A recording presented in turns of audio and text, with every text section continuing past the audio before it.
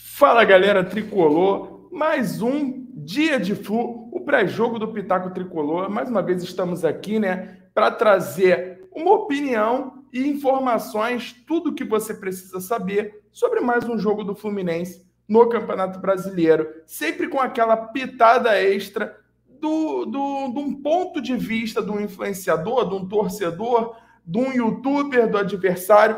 E mais uma vez vamos trazer isso aqui para vocês. Para quem não me conhece, meu nome é Bruno Oliveira. Já peço, deixa o like de vocês, se inscreva no canal, beleza? Compartilha esse pré-jogo aí, porque vai ter tudo que você precisa saber onde o Fluminense conseguirá buscar mais uma vitória no Campeonato Brasileiro, aproveitando aí essa fase excepcional, né, que a gente está vivendo. Então, acho que agora é o momento, tem que passar por cima, tem que atropelar geral. E, Bruno, tá de soberba, tá de sapato alto. Não, meu amigo, é realidade. Eu tô falando a realidade. O Fluminense vem bem e tem que manter esse ritmo, né? Time titular jogando, um desfalque, vamos falar disso, né? Vamos começar já, sem muita enrolação. O jogo de hoje é válido pela quarta rodada do Campeonato Brasileiro. Fluminense e Vasco, mando do Fluminense. Distribuição de torcedores 90-10, 10% só do Vasco. Normal, como qualquer time visitante do Campeonato Brasileiro. 21 horas, estádio do Maracanã. O jogo vai ter transmissão pela Premier e pela Sport TV, beleza? Tá aqui na tela, ó. Transmissão de Luiz Carlos Júnior, comentários de Paulo Nunes e Paulo César Vasconcelos. Uma boa equipe para transmissão, né? O tricolor Luiz Carlos Júnior. Então, não será a das piores transmissões, beleza? A gente vem aí o Fluminense no quinto lugar do Brasileiro, com 6 pontos.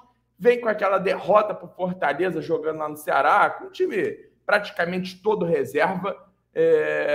Um resultado que abalou alguns tricolores, né? Menos esperançosos. Eu falei para vocês, é brasileiro com quase o time inteiro de reserva. Nenhum time no Brasileiro, se botar quase todo reserva, vai ter uma continuidade no trabalho do titular. Então, não era motivo para se apavorar, mas o importante é que a gente deu a resposta no meio da semana. Fluminense e River Plate, aí, aquele jogo inacreditável que todo mundo viu, histórico, né, épico pela Libertadores. Então, com certeza, todo mundo já esqueceu aquele jogo pelo Fortaleza. E agora vamos com força quase máxima, quase total, né, porque, infelizmente, a gente teve a lesão do Keno no jogo contra o River Plate, saiu no final do primeiro tempo, e vai ser substituído muito provavelmente por Lima, que foi o seu substituto já no jogo do meio da semana na Libertadores. Sendo assim, o Fluminense vem com seu time titular: Fábio, Samuel Xavier, Nino, Felipe Melo e Marcelo. André, Alexander, a dupla de garotos que está voando, né, e que se encaixa perfeitamente. Lima, fechando ali, dando um pouquinho mais de sustentação no meio-campo e um pouquinho mais de liberdade para Paulo Henrique Ganso. E na frente, a nossa dupla mágica, nosso casal 20 moderno, né, a dupla Canárias, John Aras e Germancano, né? Já o Vasco, ele vem escalado muito provavelmente... Não vou falar do Vasco agora, vou deixar nosso influencer falar, beleza? Mas o Vasco, ele vem de uma derrota para o Bahia jogando em casa, né? O time de Maurício Barbieri, uma surpresa, porque o Vasco vinha bem no campeonato, tinha empatado com o Palmeiras, ganhado do Atlético Mineiro, e é nono lugar com 4 pontos, né? Então, vamos lá, antes da gente assistir, fechar aqui as informações. A arbitragem dele, né? Para muitos aí um terror. Eu, particularmente, não sou muito fã do trabalho desse rapaz, mas o Wilton Pereira Sampaio, árbitro FIFA de Goiás, seus assistentes também de Goiás, Bruno Rafael Pires, Leone Carvalho Rocha e o árbitro do VAR, Wagner Hillway, da Paraíba. Tá? Então vamos lá, vamos passar rapidinho o que o nosso youtuber aqui, nosso amigo vascaíno, tem para falar. Fala galera, tranquilo? Meu nome é Felipe, tenho 37 anos, sou professor de Educação Física e sou um vascaíno apaixonado, né? Fui convidado pelo Bruno, né? O Bruno é um grande amigo meu, né? Estudamos juntos muito tempo atrás. E ele me convidou para falar um pouquinho, né, sobre esse jogo que vai acontecer entre Vasco e Fluminense. pela 4ª rodada do Campeonato Brasileiro da Série A. Graças a Deus, Série A. Falar um pouquinho sobre o Vasco, né? Como o Vasco, provável escalação do Vasco, como ele deve jogar e o meu palpite, né? Então vamos lá.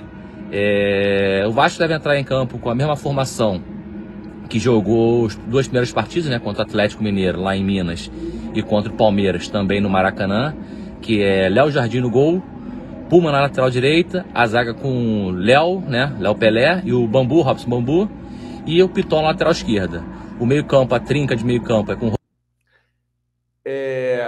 o Vasco jogando, né, como o amigo Felipe aí falou, com seu time principal também, né? Léo Jardim. As laterais eu acho que talvez sejam hoje um dos pontos fortes do Vasco, porque são 2 laterais que vieram com bastante destaque desde o início do ano. O uruguaio, o Pumita, que foi uma boa revelação, né? E o Piton, que é um jogador que sempre foi muito elogiado, direita e esquerda, respectivamente. A dupla de zaga, Léo Pelé, né? Velho conhecido aqui nosso, cria de Xerém, e Robson Bambu. Robson Bambu, eu particularmente, eu não sou muito fã desse jogador. Eu acho um zagueiro com um nível médio para fraco, tá? Já se envolveu em polêmicas extracampo, e vai ser a dupla titular de zaga do Vasco no jogo de hoje. Vamos lá. Rodrigo mais centralizado, Jair e Andrei um pouco. Rodrigo, Andrei e Jair. O Vasco vem com uma trinca de volante, né? Diferente do jogo do Carioca, o Vasco vem com uma diferente em nomes, né? Mas o Vasco vem com uma trinca de volante aí tentando parar principalmente essa superioridade numérica do Fluminense. Mais à frente, né? E na frente, os 3 da frente, que são Peck pela direita, Alex Teixeira pela esquerda e Pedro Raul centralizado. Esse é o esquema, né, que o Vasco arrancou uma vitória do Atlético lá em Minas e empatou com o Palmeiras aqui no Maracanã, né? É um esquema que eu particularmente prefiro, né, pelas opções de elenco que a gente tem, que o Vasco tem, né, os jogadores disponíveis que a gente tem. É o que mais me agrada, né? Porque a gente não tem um camisa 10 clássico, né? Aquele 10, o Ganso, né? Como vocês têm. A gente não tem. Foram dispensar o Nenê, pô. Podia ter deixado o Nenê. Já era um reforço pro Fluminense. Não gosto nem de falar esse nome, rapaz. Dá azar, tá maluco. Ainda esse cara no elenco, né? Então, eu prefiro reforçar um pouco a marcação do meio de campo, né? Aumentar a nossa intensidade, né? Que é uma palavra da moda, né? Dos treinadores. E sair em velocidade, que é o que o Gabriel Peck costuma fazer muito, né? E o Alex Teixeira também já um pouco mais, menos, nem tanta velocidade, né? Mas ganha pela qualidade técnica que ele tem. E esse é o esquema que foi realmente deu certo nas primeiras rodadas. E contra o Bahia ele trocou. Ele sacou o Rodrigo, que é um volante, né? Aquele primeiro volantão, né? Que mais marcador. E colocou o Marlon Gomes, que é um meia também, mas que marca também, mas sai mais pro jogo, né? E não... Marlon Gomes, excelente jogador, tá? Foi até convocado para a seleção agora para o Mundial Sub-20. Fez parte da campanha da seleção Sub-20 agora há pouco tempo. Jogou inclusive com o Alexander, com o Andrei também, no Sul-Americano, né? Foram onde o Brasil se sagrou campeão. Ótimo jogador. Pra gente, acredito eu que seja bom o Marlon começar na reserva. Deu certo contra o Bahia, né? Apesar de ter jogado até bem no primeiro tempo, mas perdeu muito gol, mas não deu certo. No final do primeiro tempo, o Bahia achou um gol e depois o Vasco não conseguiu mais reverter o placar, né? Então, para o confronto contra o Fluminense, essa formação que deve ser a inicial é a que mais me agrada também, né? Foi até, claro, só mudando os nomes, né? Porque no confronto no Carioca contra o Fluminense, a gente não tinha o Jair machucado, o Andrei também não estava disponível, enfim. Então, mas era o mesmo esquema, né? Que era um meio campo com o Rodrigo, com o Galarza e com o Barros, né? Tudo da base.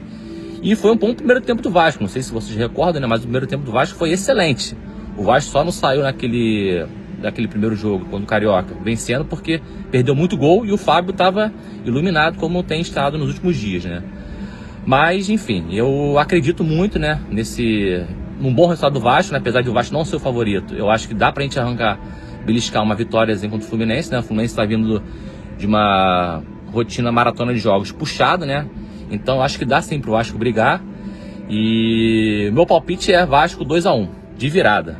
Ele, né? Sempre ele abre o marcador, né? Vocês sabem o que eu tô falando. E o Vasco vira. 2-1. Valeu, galera. Um abraço. Saudações vascaínas.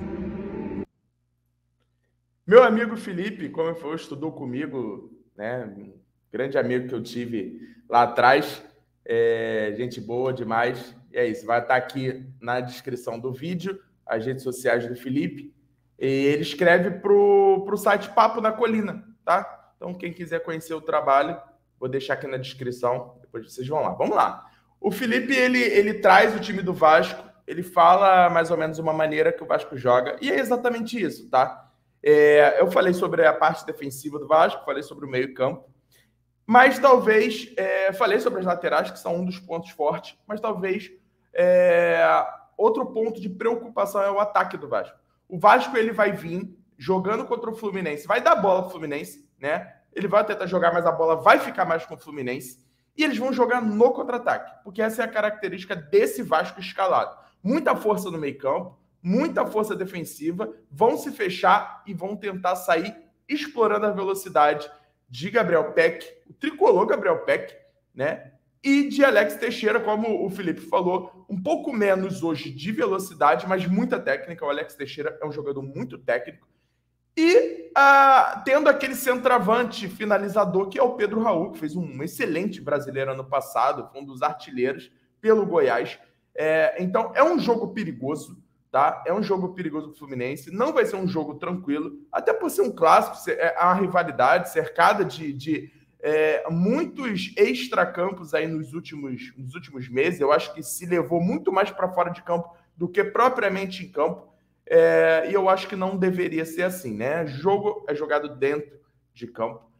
Então, principalmente a gente como Fluminense, que vem numa fase excelente, maravilhosa, então a gente tem que dar ênfase no que está acontecendo dentro de campo, porque é ali que o Fluminense está se destacando e é ali que o Fluminense tem incomodado.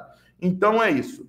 Vamos jogar contra um time buscando contra-ataque, um time que vai jogar principalmente ali explorando as costas dos nossos laterais. A gente já passou por isso algumas vezes, passamos por isso contra o Botafogo, no Campeonato Carioca. Os times eles vão cada vez mais tentar jogar dessa maneira contra o Fluminense, se fechando e saindo rápido no contra-ataque.